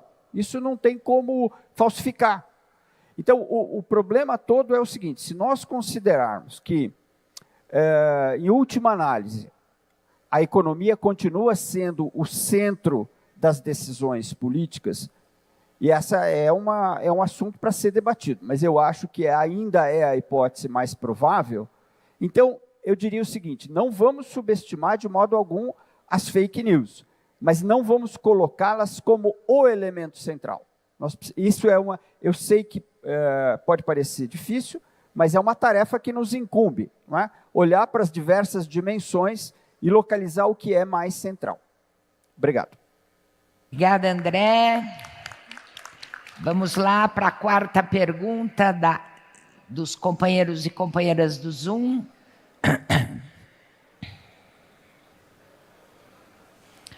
O Patrick Vieira, lá de Charqueadas, do Rio Grande do Sul. Ele faz a pergunta para a Tainá. Me chamo Patrick Vieira, tenho 32 anos e fui eleito vereador pelo PT de Charqueadas, no Rio Grande do Sul. Parabéns, Patrick. Minha pergunta é para a Tainá de Paula. Como reconstruir a esperança nos pequenos municípios? Que maravilha, Patrick. Saudar esse mandato aí que você ganhou. E falar que as cidades médias e pequenas são um desafio profundo. Não toquei na minha fala inicial, mas, sem dúvida alguma, o desafio do clima, o desafio da infraestrutura para as cidades menores, principalmente aquelas da região metropolitana, precisam ser tratadas com uma governança que não é apenas local, ela é regional e principalmente nacional. A gente precisa, na minha opinião, requentar o Estatuto da Metrópole, que a gente esqueceu, né? Eu acho que a gente tem que avançar principalmente no financiamento dessa metrópole e, inclusive, construindo um caminho de diálogo mais profundo, que não seja apenas na política, que seja no aspecto da governança entre municípios. Até porque o Rio não vê limite municipal, as ferrovias e as rodovias não veem limite municipal, e, portanto, uma conversa entre os municípios a gente precisa elaborar e o PT está devendo. Para além disso, eu acho que uma das maiores iniciativas que a gente conseguiu fundar para municípios das mais diversas dimensões, mas que funcionam muito para municípios pequenos, é o orçamento participativo. Eu te indicaria, Patrick, mesmo se não tem um prefeito, uma prefeita do nosso campo, do nosso lado, promover esse debate público usando a Câmara, fundar núcleos de bairro que discutam município por bairro. Eu acho que construir essas caravanas do modo petista de pensar o orçamento pode não ser construir o orçamento participativo de fato, mas estabelecer um diálogo e uma dinâmica mais direta com as tuas bases populares aí. Parabéns. Muito bem, Tainá, grande dica. Vamos lá para a última pergunta do Zoom. O Lucas Lima, lá de Maceió, Alagoas, pergunta para o Márcio. No que concerne à política externa do presidente Lula, o que podemos esperar da presidência do Brasil no grupo dos BRICS a partir de 2025? Muito obrigado. Você precisa de Lucas. 3 horas e meia, né? Pois mais ou é, menos. eu estou ao lado de alguém que trata com especialidade e eu sou apenas um curioso. Então, bom, o ano de 2025 ele tem 3 grandes eventos importantes pelos quais o Brasil tem um papel de protagonismo. Né? Tem, como foi lembrado aqui, a liderança do Brasil nos BRICS. Era para ter sido, na verdade, essa liderança exercida em 2024, e o Brasil transferiu para a Rússia a responsabilidade pela liderança dos BRICS em 2024, porque havia assumido a liderança do G20. Então ficou para 2025, todavia, o Brasil também exerce, nesse mesmo ano, a liderança no Mercosul e tem um papel estratégico na realização da COP. Foi decidido no âmbito do governo, especialmente pela Casa Civil e Ministério das Relações Exteriores, que o Brasil exercerá de forma mais efetiva a liderança dos BRICS até o mês de junho, porque a partir do segundo semestre a referência será o Mercosul e, sobretudo, a COP. Então, mais ou menos essas atribuições e, portanto, o Brasil terá, nesses primeiros 6 meses do ano, o protagonismo de liderar as atividades no âmbito dos BRICS, que é um BRICS ampliado, como sabemos. Né? O que eu posso falar é que o BRICS, a reunião de cúpula dos presidentes efetivada em Kazan, colocou questões bem mais amplas do que se tinha até então. Né?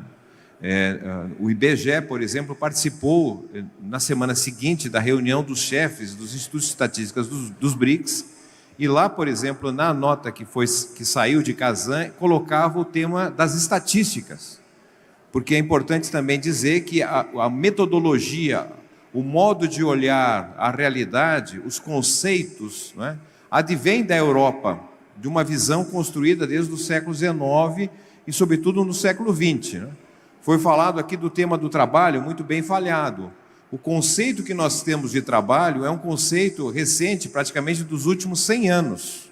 Se nós pensarmos as sociedades agrárias, não é? A ideia de trabalho não separava na sociedade agrária o trabalho de reprodução, o trabalho em casa, o trabalho de cuidados, do trabalho de produção, o trabalho feito fora de casa. Era uma coisa só, porque as pessoas moravam onde trabalhavam. Né?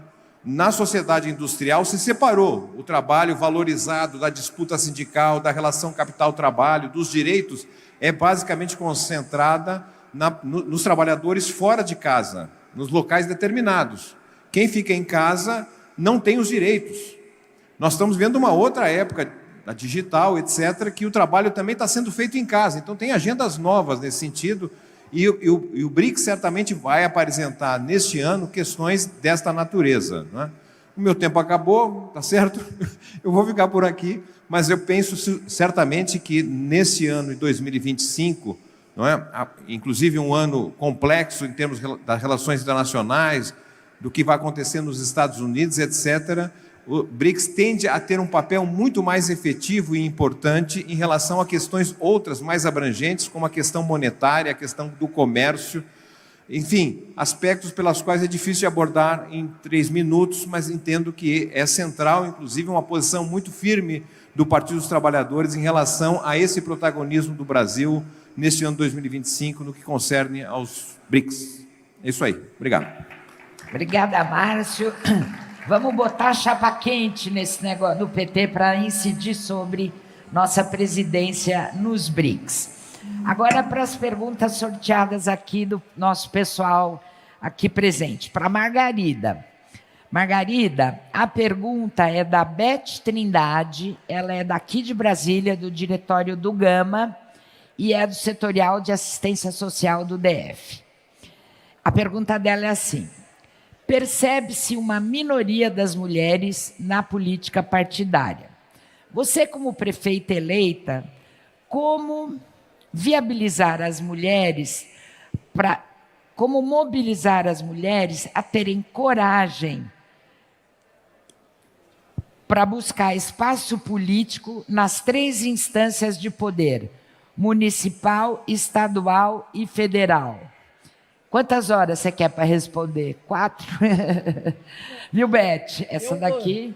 Vou ser muito rápida, porque eu posso, em alguns casos, é fácil fazer um cheque na realidade. Estou vendo aqui a Letícia, que foi minha secretária de Segurança e hoje é vereadora eleita pela primeira vez em Juiz de Fora.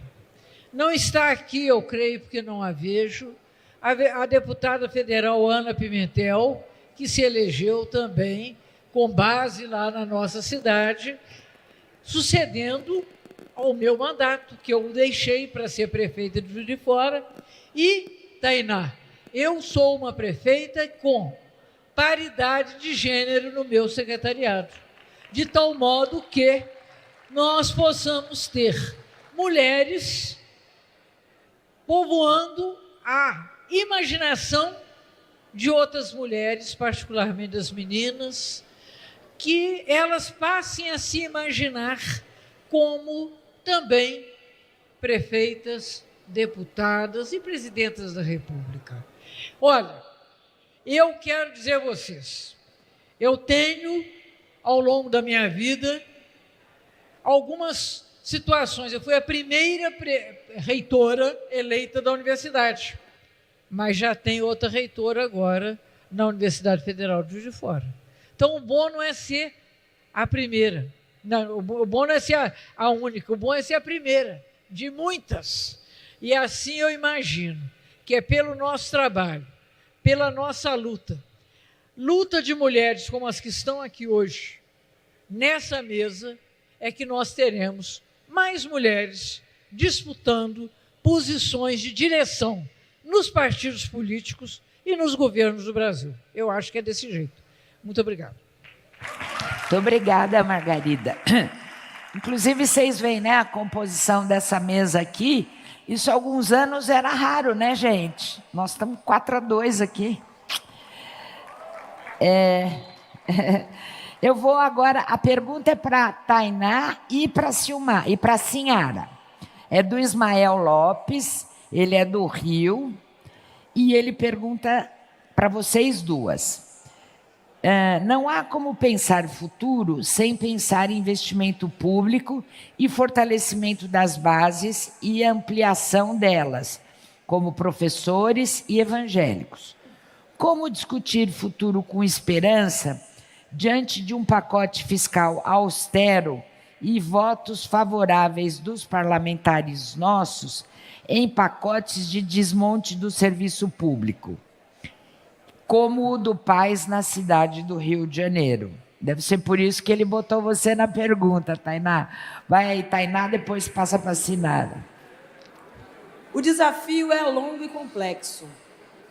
Um dos papéis nossos é navegar nesses mares sombrios da frente ampla.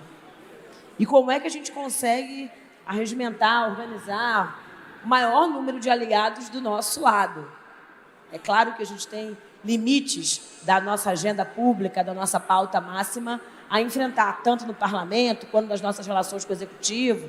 Mas falando especificamente do Rio, a gente tem um prefeito, na verdade o único prefeito do Sul-Sudeste, do tamanho político e da relevância institucional, que é o Eduardo Paes, que não é um sujeito do nosso partido e muito menos da nossa agenda fina dos direitos dos trabalhadores e, obviamente, dos avanços estruturais que a gente quer.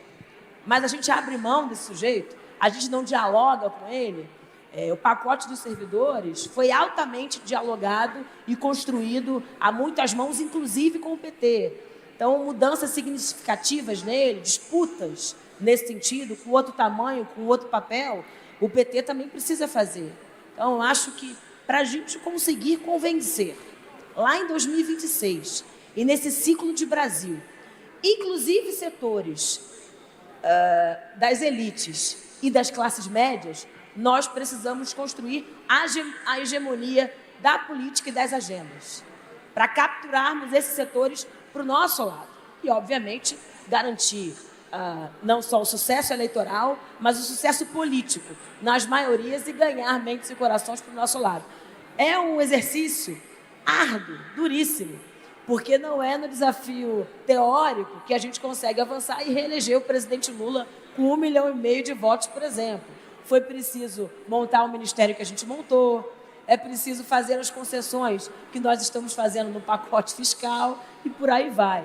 Mas acho que estamos dando um baile de diálogo, um baile de negociação e principalmente de governança, porque muitos dizem que a esquerda é incapaz de governar, porque a esquerda ela é acadêmica, ela é burguesa e ela é classista. Ela tem uma origem que vem e bebe não só do chão dos sindicatos, mas principalmente do chão das universidades.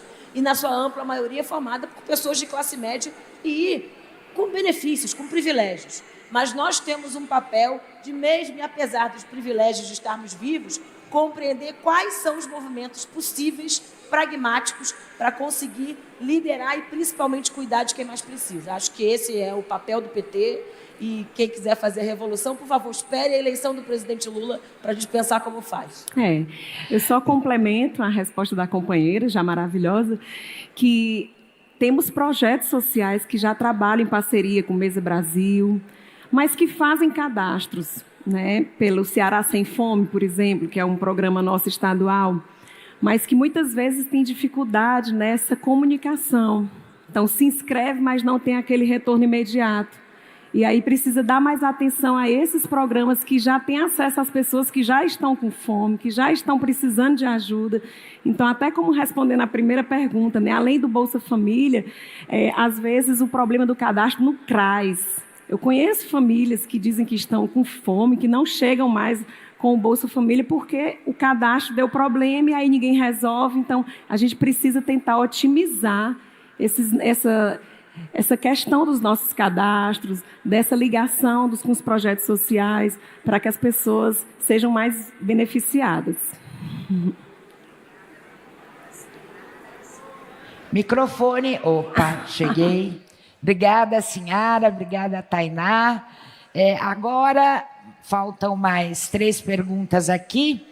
Sorteio é sorteio, né? Veio uma para o Márcio e 2 para o André. Eu vou fazer a do Márcio, depois já faço as 2 para você. Tá bom, André?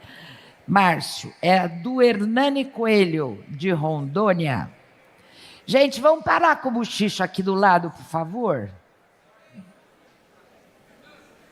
Obrigada. O Hernani pergunta o seguinte: um debate atual é a redução da jornada de trabalho, com a proposta de 4x3. Me lembrei de uma palestra sua no Congresso dos Fundos de Pensão, onde você dizia que, pelo volume da produtividade mundial, poderíamos trabalhar 3x4, com jornada de 6 horas, se não me engano. Poderia comentar, Márcio? Hernani, muito obrigado pela questão, que é uma questão colocada para nós todos em relação ao tempo da jornada de trabalho. Ela está relacionada, certamente, pelo embate distributivo que nós estamos vivendo, né? De um lado, a reação daqueles que são contra qualquer alteração da jornada de trabalho vinculam ao tema da produtividade, né? Que seria aquele mecanismo tradicional de permitir que houvesse uma redução do tempo de trabalho sem a redução dos salários. E a produtividade, os ganhos de produtividade, fazer mais com menos tempo, permitiria sustentar, portanto, a margem de lucro, a taxa de lucro, sem alterar a composição, digamos, dessa distribuição. Ocorre que nós também precisamos considerar um outro elemento que está definido, que é a produtividade que resulta do trabalho não pago, não é? E, ao mesmo tempo, do trabalho que está sendo realizado fora do local de trabalho. Porque, no fundo, a produtividade ela é medida, em geral, por horas trabalhadas, não é? A partir do local específico. E a presença da internet, novas formas, inclusive, de gestão da força de trabalho, tem feito com que o trabalho seja exercido para além do local determinado desse trabalho. Então, o que nós estamos tendo é um crescimento de jornadas de trabalho não pagas ou subremuneradas. E isso tem implicações do ponto de vista dos ganhos de produtividade, que não são as formas medidas tradicionais. Então, por conta disso, entendo, evidentemente, que há um aumento da exploração do trabalho por conta desses novos mecanismos que foram criados, que permitem a realização do trabalho, para além das regras tradicionais.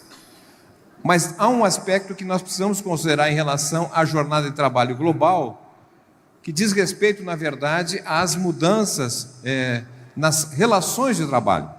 Até os anos de 1980, por exemplo, no Brasil, de cada 10 ocupados, 7 estavam ocupados em atividades tipicamente capitalistas, isto é, são ocupações que só existem porque há um lucro auferido a partir da presença desse trabalho. Nos dias de hoje, o trabalho vinculado a atividades tipicamente capitalistas responde por 49% das ocupações. Ou seja, o capitalismo não domina mais a maior parte dos ocupados. Desses 49% dos ocupados, nós temos que acrescentar 11% que são trabalhadores vinculados ao setor público, que não funciona segundo a lógica de lucro, como sabemos, e nós temos hoje no Brasil 40% dos ocupados que são em atividades de subsistência ou chamada economia popular, que não funciona segundo as lógicas do lucro. Portanto, para esse contingente de trabalhadores, a temática da redução do tempo de trabalho, ela remete a um outro questionamento, que certamente é um problema que a presidenta Dilma, por exemplo, sentiu no seu primeiro mandato, que foi justamente o fato de nós termos uma grande parte das ocupações em atividades de baixíssima produtividade, são pequenos negócios, e a pressão pela elevação do salário mínimo, que é absolutamente necessário, mas a elevação do salário mínimo rebate no esmagamento da margem de lucro dessas pequenas atividades e que se resulta numa crítica à elevação do salário mínimo, quando nós sabemos que no Brasil, que tem gerado muito emprego, isso é absolutamente fundamental, mas 92% das ocupações atualmente geradas no Brasil são até um salário mínimo e meio. Então, a questão do investimento, da reindustrialização, do salto necessário para o Brasil expandir é fundamental para mudar essa composição do trabalho que nós temos hoje, em grande parte fora das atividades tipicamente capitalistas. É isso, obrigado. Muito obrigada, Márcio. Essa é uma boa pergunta também para a mesa da tarde, que é sobre o mundo do trabalho. Vamos lá, agora, André, 2 perguntas de uma vez só para você. Pergunta primeira, da Nayara, ela diz o seguinte: nós, mulheres que frequentamos o supermercado, não conseguimos ver a redução da inflação. Produtos que antes custavam 10, agora custam 15 ou 20 reais. Gasolina acima de 6 reais, gás de cozinha acima de 100. Como convencer alguém que recebe 1.600 de aposentadoria de que a economia melhorou? Uma pergunta de $1 milhão, da Nayara. E a segunda, da Luciana Castelo Branco. Você não acha que os resultados eleitorais no país é reflexo da nossa ausência nas bases? Precisamos reencantar os jovens e fazer o PT mais atrativo para a juventude. Mônica, você pode repetir só o comecinho da segunda pergunta, que eu perdi a frase. Você não acha que os resultados eleitorais no país são reflexo da nossa ausência nas bases? Tá. Bem, 2 perguntas difíceis. Nayara, eu acho que o que está acontecendo é uma coisa estranha, e na verdade, eu até, hoje não vai ser possível, mas numa próxima oportunidade vou ceder meu tempo para o Márcio, porque é um economista que tem que explicar o que está acontecendo, porque a inflação nos números agregados está sob controle, mas no supermercado não está. Quer dizer, eu não sei dar a resposta, porque primeiro precisa de pesquisa, para entender o que está acontecendo. Eu não entendo, eu vou ao supermercado também e noto a mesma coisa. Então, o que não adianta é brigar com a notícia. Quando eu terminei dizendo que nós precisamos ficar atentos para a percepção que as pessoas têm da realidade, meu tempo já está esgotado, não, né? O que eu deixei de falar porque eu não tinha tempo, que são urgentes medidas de defesa enérgica da economia popular. Não há como escapar disso. Tem que haver medidas enérgicas de defesa da economia popular, mesmo que eu não consiga explicar o que o Márcio vai explicar no próximo debate, que eu vou ceder meu tempo para ele. E eu vou esquecer o tempo aqui. Brincadeira. Luciana, olha, se os resultados das eleições municipais não refletem a nossa ausência na base. Dito dessa maneira, eu não sei responder, porque é muito, muito amplo, mas eu gostaria de dizer o seguinte: eu acho que, alguém falou aqui, eu acho que é a Margarida, eu concordo com ela, os resultados não foram catastróficos, mas há vários sinais que é melhor a gente olhar. E um dos sinais, que se não me engano a Luciana mencionou, está ligado à juventude. Houve um deslocamento de setores da juventude, evidentemente não toda a juventude, para a direita e mais especificamente para a extrema direita. Outro dia, num debate, me chamaram a atenção a quantidade de vereadores mais votados em várias cidades que são jovens, muitos jovens de extrema direita. As pesquisas, eu não trouxe pesquisa mais porque ia ficar insuportável, estão mostrando claramente que há uma associação entre jovens e extrema-direita. Agora, atenção, gente, isso não quer dizer que são todos. Há uma juventude de esquerda. Há lideranças de esquerda jovens no PT, em outros partidos também. Mas é um sinal, alguma coisa está acontecendo que só ficou claro nesta eleição, é um sinal amarelo aceso que nós temos que prestar atenção. É isso. Querido André, você quer comentar em 1 minuto o assunto da inflação? Tá, inflação. Qual a explicação de que o índice de inflação está baixo e a pessoa no supermercado não sente dessa forma? 1 minuto aí, Márcio, tá? De $1 milhão essa pergunta. Não, 60 segundos não dá, mas é importante entender o conceito de inflação. Conceito de inflação e custo de vida. Certo? Inflação é uma medida da velocidade de aumento do custo de vida. Então, nós vínhamos de um passado anterior em que a velocidade, o aumento do custo de vida era bem alto e ele baixou. Tá certo? Estava mais de 6%, 7%, caiu para 3%, 4%. Então, a velocidade do aumento de quanto custa viver, tá certo? Desacelerou, mas o custo de vida continua crescendo. Tá certo? E ele está num patamar alto, porque ele sofreu um processo de aceleração. Então, inflação não é o custo de vida. Inflação é a medida entre um período e outro. Qual é a velocidade da elevação do custo de vida? O custo de vida é uma cesta que compõe várias despesas da vida. Alimentação, saúde. O IBGE faz o levantamento da inflação, ele colhe preços, não é? Em 9 regiões metropolitanas do Brasil e 6 capitais. São mais de 400 mil preços, tá certo? Então, são preços que vão do feijão, do arroz, passagem de ônibus, passagem aérea, é uma composição de vários preços e produtos. Ocorre que cada um desses preços, né, desses produtos e serviços, tem uma velocidade distinta. E o que está acontecendo no período mais recente é que, na verdade, preços, digamos assim, de produtos de maior renda têm subido muito menos do que preços de produtos vinculados a menor renda. Então, os exemplos que dão é o feijão, o arroz, a carne, de fato subiram mais rapidamente do que outros.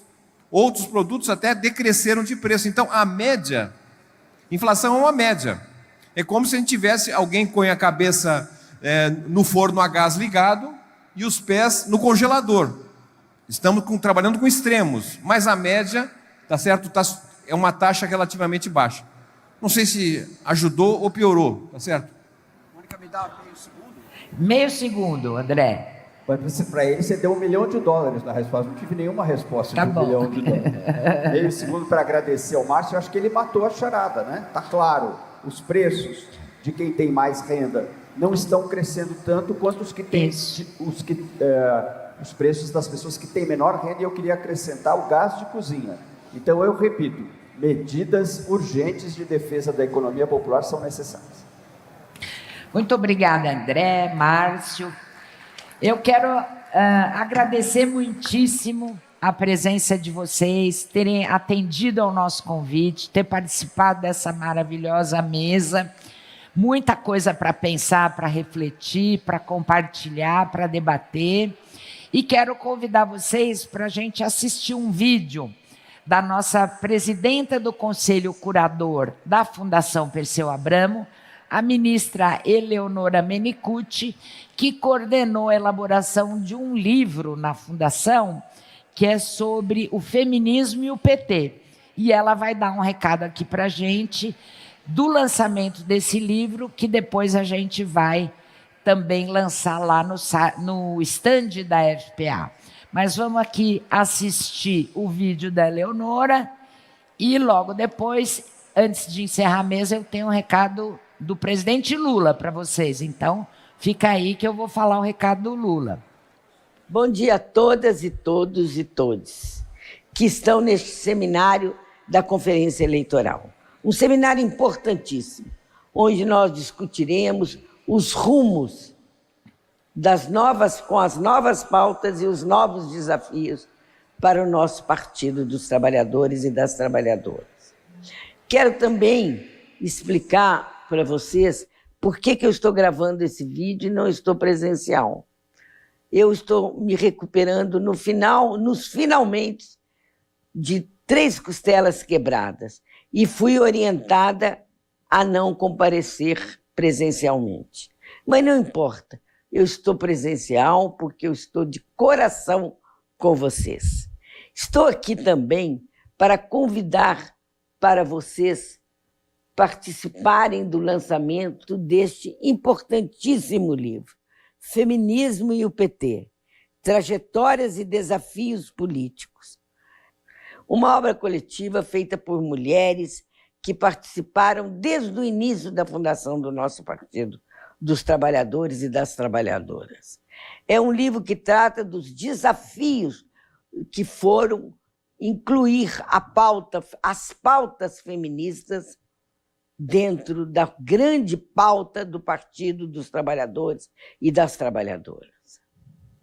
Quero cumprimentar a todas as mulheres aqui presentes, em nome da nossa querida presidenta Gleisi Hoffmann, e quero cumprimentar todos os homens que estão aqui presentes, em nome do nosso querido presidente Paulo Okamoto.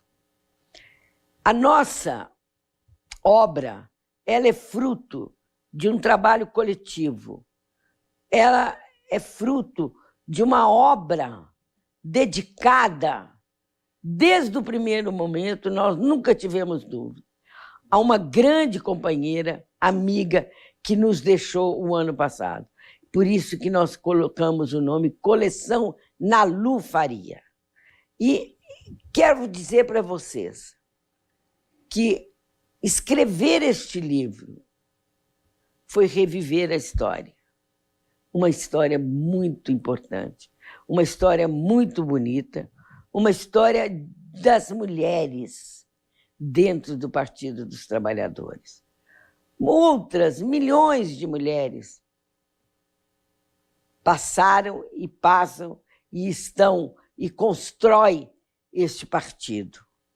É para vocês esse livro, mas é também para os nossos companheiros homens poderem ler e poderem saber dos desafios que nós mulheres enfrentamos quando nós ousamos incluir, até brigar no bom sentido da briga, na boa luta, as pautas feministas, as nossas pautas de reconhecimento de direito, dentro do maior partido da América Latina e da América do Sul, que é o nosso querido PT. Então, o lançamento acontece imediatamente agora. Convido a todas, a todos e todes para se encaminharem ao estande da Fundação Perseu Abramo, para conosco compartilharem desse momento tão importante. Um abraço afetuoso a todas, todos e todos vocês. Muito lindo esse vídeo. É da nossa presidenta Eleonora Minicucci, ministra das Mulheres. E, terminando aqui, a gente convida todo mundo para ir no estande para participar do lançamento e pegar o seu exemplar. Mas, antes de encerrar aqui, eu preciso dizer para vocês uma coisa. O presidente Lula, vocês sabem, está lá no Uruguai hoje participando da cumbre do Mercosul, se não me engano. Ele está voltando para São Paulo. Está em São Paulo? Ah, acabou de assinar o acordo União Europeia-Mercosul.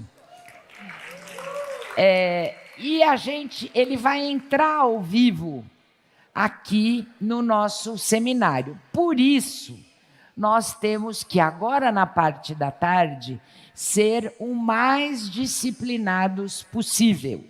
Nós vamos retomar os nossos trabalhos às 14 horas em ponto, é isso, né, produção? Para dar tempo para mais 2 mesas importantíssimas sobre o mundo do trabalho e sobre comunicação, e estamos sincronizando o nosso funcionamento, o nosso trabalho aqui, com a entrada online do presidente Lula, que estará ao vivo e a cores, mas não presencialmente. Então, eu peço para todo mundo não perder a hora que a gente vai retomar nossos trabalhos às 2 da tarde. E, para terminar mesmo, agradecer a Sinhara, a Tainá, a Margarida, o Márcio e o André por me darem o privilégio de mediar esse brilhante debate que vocês deram para a gente aqui. Um abraço para todo mundo.